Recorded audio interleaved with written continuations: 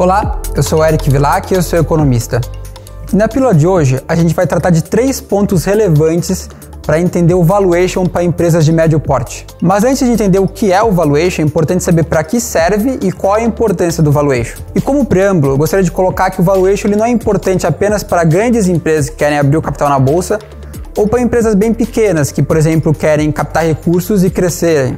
E para isso, o que é importante ter é que, independente se você quer vender ou não o seu negócio, você tem que entender o que é o valuation e quais decisões afetam o valor do seu negócio. Se você, por exemplo, pode ter diversos fatores que afetam o seu negócio, como, por exemplo, o desempenho financeiro, a sua equipe de gestão, ou seja, as decisões que a sua equipe toma e como elas afetam o seu negócio e o valor do seu negócio, os processos que você tem na sua empresa e os produtos que você vende, por exemplo. Como nesse preâmbulo, para poder esboçar melhor e entender o que é a valuation, eu quero trazer 3 estudos de caso.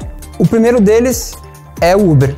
E entender como um mesmo fator de negócio ele pode ser positivo e pode ser negativo em certas circunstâncias.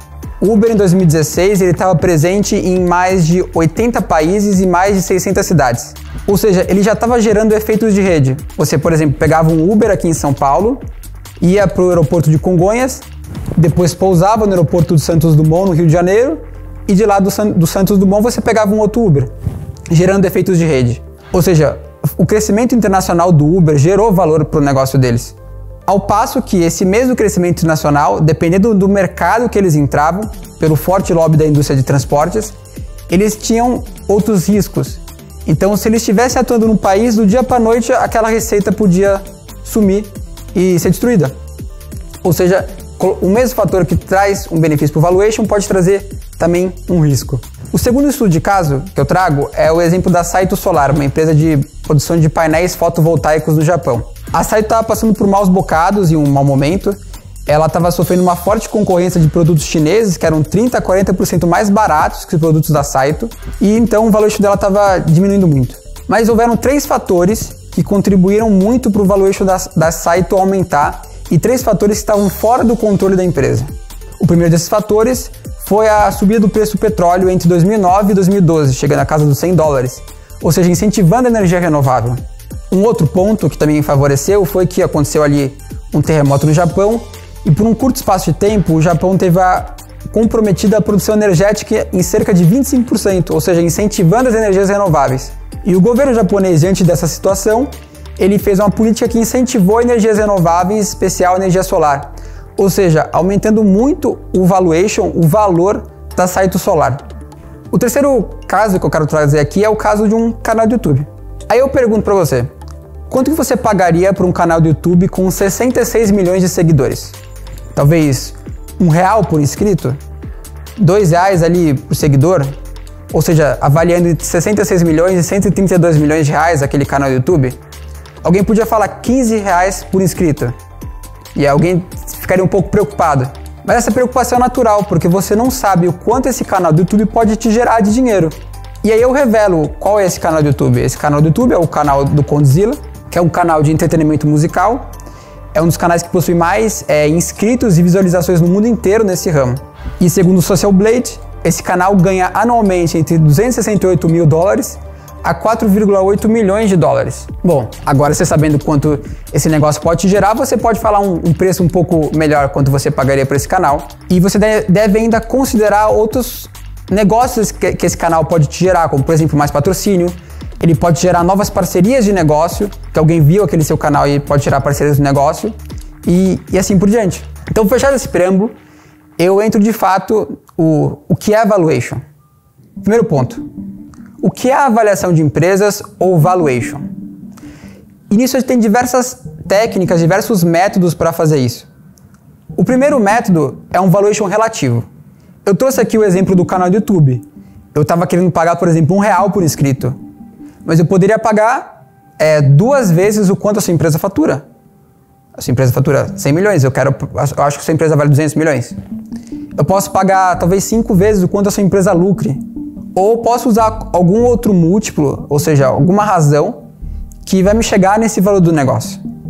Um segundo método que eu também posso aplicar é o método de ver o que o pessoal pagou no passado em relação a empresas parecidas ou empresas comparáveis e trazer essa abordagem de relativa, valuation relativo de múltiplos, para uma coisa que a gente chama de transações precedentes.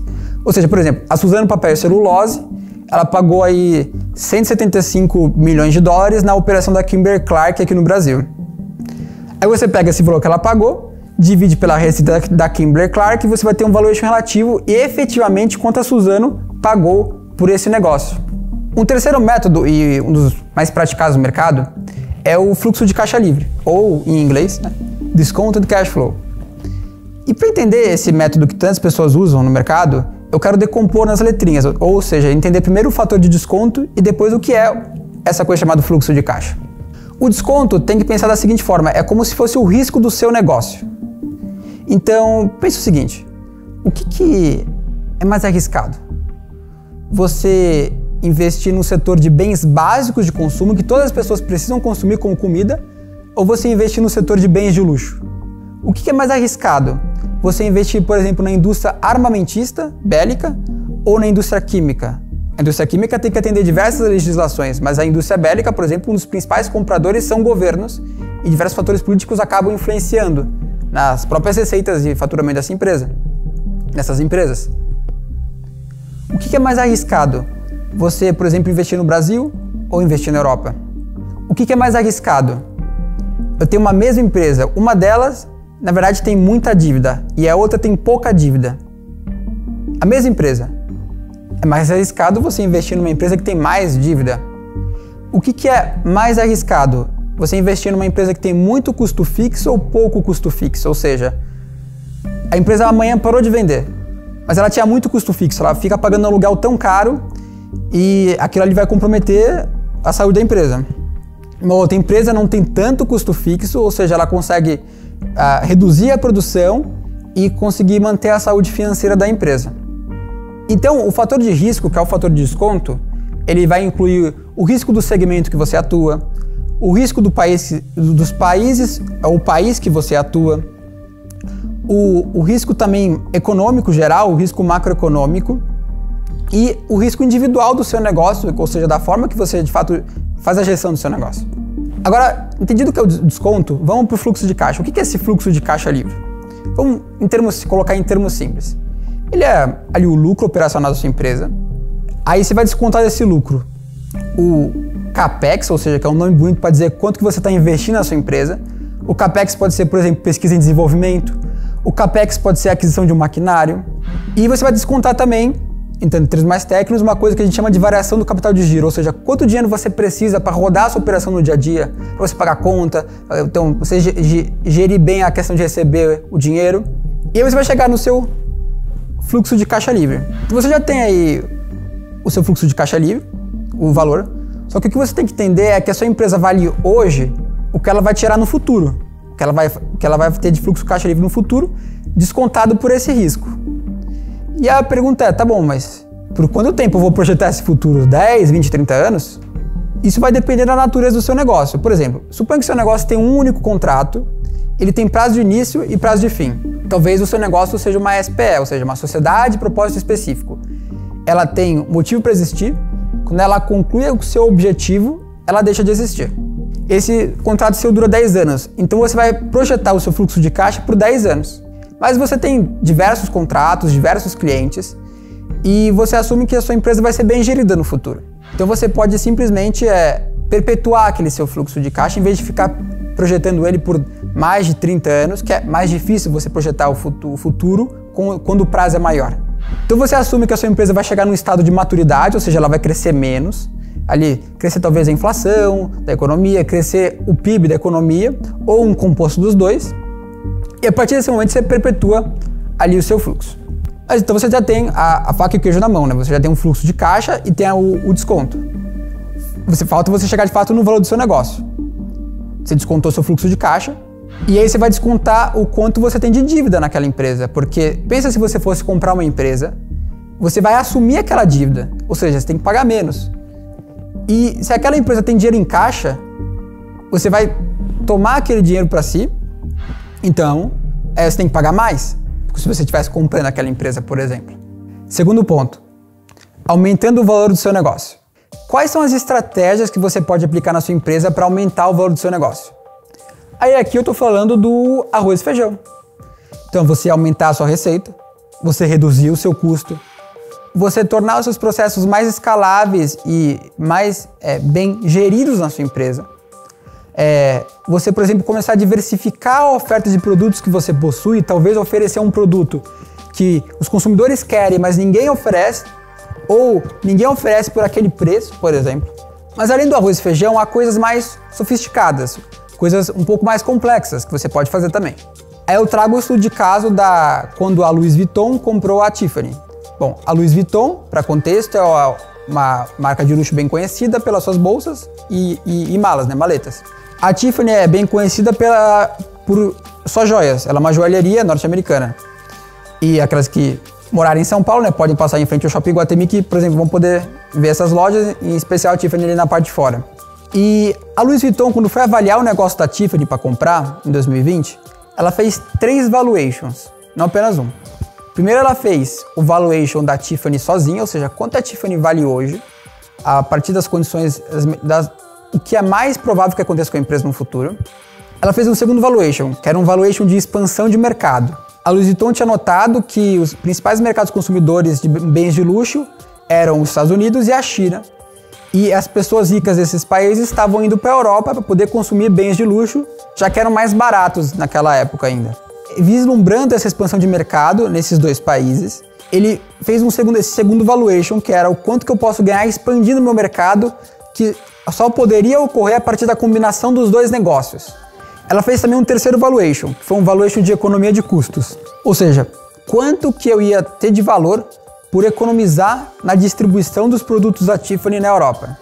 A Louis Vuitton possui uma ótima rede de distribuição de produtos na Europa, então custos logísticos reduzidos, ou seja, quanto que eu vou ganhar de valor através da combinação desses dois negócios, e ela então fez esse terceiro valuation.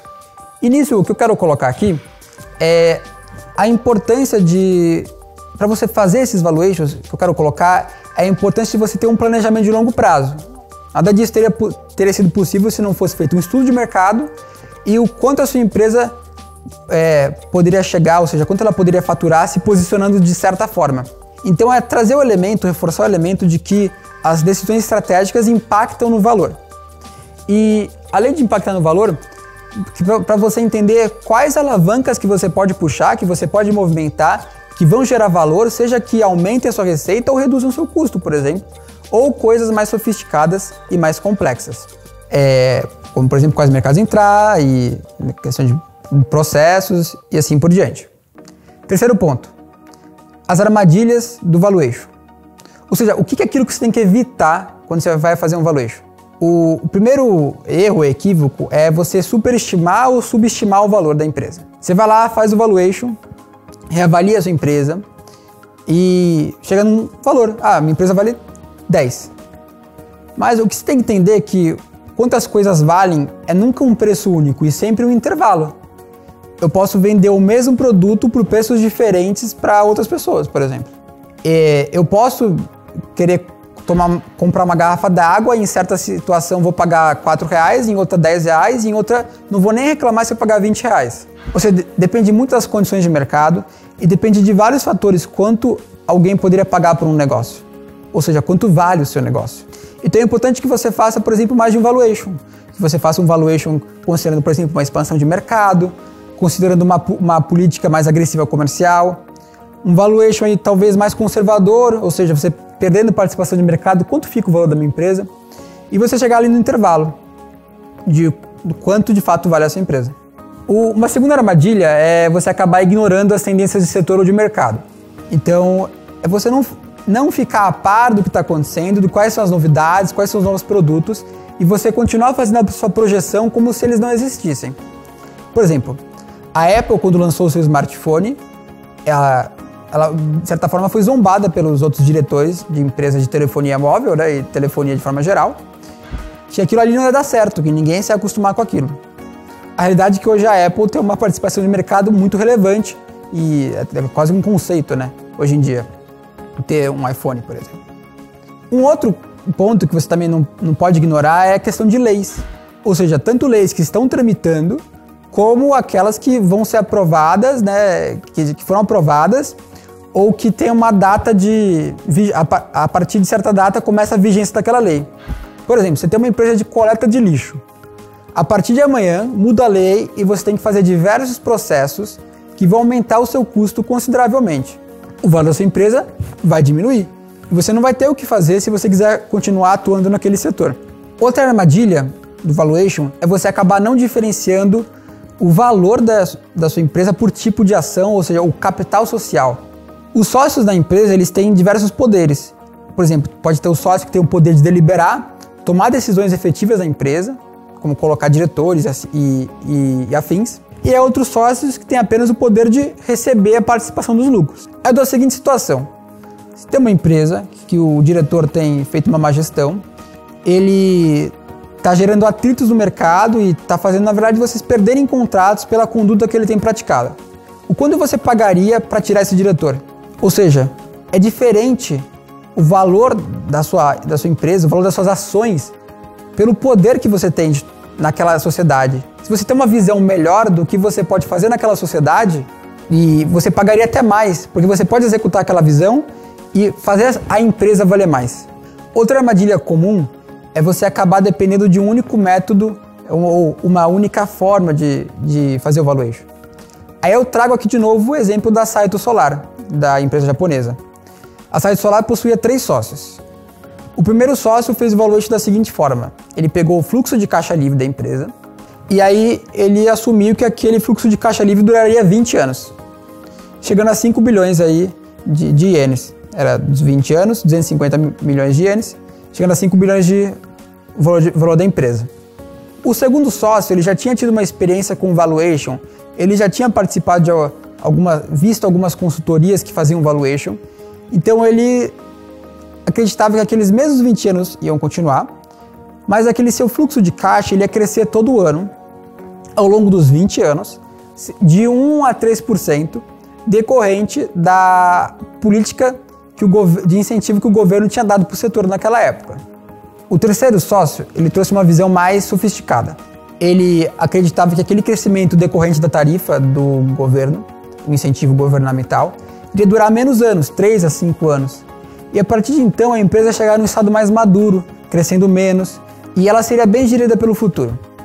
Então, ou seja, ele perpetuou o fluxo da empresa. E aí ele perguntou, esse terceiro sócio, para os outros acionistas, quanto que eles tinham em vista em ganhar investindo naquela empresa. Eles responderam 10%.